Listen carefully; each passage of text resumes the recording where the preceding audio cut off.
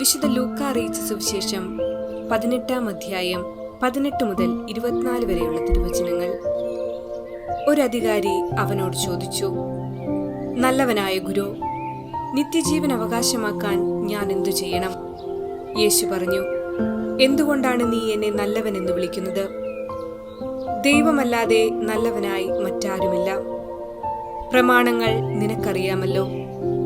വ്യഭിചാരം ചെയ്യരുത്, കൊല്ലരുത്, മോഷ്ടിക്കരുത്, കള്ളസാക്ഷ്യം നൽകരുത്, പിതാവിനെയും മാതാവിനെയും ബഹുമാനിക്കുക. അവൻ പറഞ്ഞു, ചെറുപ്പം മുതലേ ഇവയെല്ലാം ഞാൻ പാലിച്ചിട്ടുണ്ട്.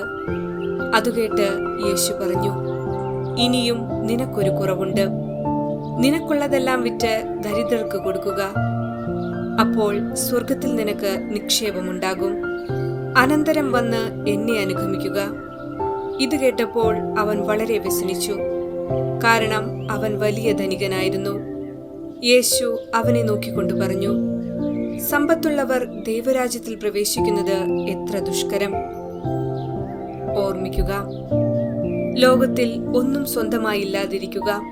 ലോകത്തിന്റെ മോഹങ്ങളെ ഉച്ഛിഷ്ടമായി കരുതുക. ഇതായിരുന്നു ഈശോയിൽ സ്വന്തമാക്കപ്പെട്ടവരുടെ ജീവിതത്തിന്റെ ആസ്വാദ്യത. പോർച്ചുഗീസ് രാജാവിന്റെ മജിസ്ട്രേറ്റ് ആയിരുന്ന ഡോൺ മാർട്ടിനോയുടെയും ഡോണ തെരേസായുടെയും മകനായിരുന്നു ഫെർണാണ്ടോ. ചുറുചുറുക്കും ധൈര്യവുമുള്ള ചെറുപ്പക്കാരൻ. പോർച്ചുഗലിൽ ലിസ്ബണിന്റെ ഭരണചക്രം തിരിക്കേണ്ടവൻ, ഇടപ്രഭുക്കന്മാരെ നയിക്കേണ്ടവൻ, മാടമ്പിമാരെ നിയന്ത്രിക്കേണ്ടവൻ. പ്രതാപപൂർണമായ ബ്യൂൾഹോം കൊട്ടാരവും 10,000 ഏക്കർ കൃഷിയിടവും നാളെയിലെ മജിസ്ട്രേറ്റ് സ്ഥാനവും ഫെർണാണ്ടോ എന്നേക്കുമായി ഉപേക്ഷിച്ച് പടിയിറങ്ങുകയായിരുന്നു. അഗസ്റ്റീനിയൻ ആശ്രമത്തിന്റെ അകത്തളങ്ങളിൽ ഈശോയോടുള്ള സ്നേഹത്തിന്റെ തികവിൽ നിന്ന് ജീവിതത്തിൽ ദാരിദ്ര്യത്തിന്റെ ആത്മാവിനെ ആവാഹിച്ചെടുത്ത ഫെർണാണ്ടോ. ഈശോയുടെ സ്നേഹത്തിന്റെ പ്രകാശം എപ്പോഴും അവന്റെ മുഖത്ത് നിഴലിച്ചു നിന്നിരുന്നു.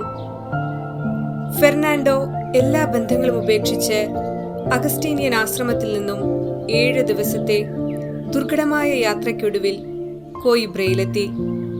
ഈശോയോടൊത്ത് ജീവിതം തുടർന്നു. കൂടുതൽ ദാരിദ്ര്യത്തിന്റെ തീവ്രതയിൽ ജീവിക്കുവാൻ അസീസിയിലെ ഫ്രാൻസിസിനെ പിഞ്ചെന്ന് ഫ്രാൻസിസ്കൻ സന്യാസിയായി മാറി. ഇതായിരുന്നു വിശുദ്ധ അന്തോണീസിന്റെ ജീവിതം. വിശുദ്ധ അന്തോണീസിന്റെ മധ്യസ്ഥതയിൽ നമുക്കും ഈശോയുടെ സ്നേഹം അനുഭവിക്കുവാനും ആസ്വദിക്കുവാനും ഇടയാകട്ടെ എന്ന് പ്രാർത്ഥിക്കാം.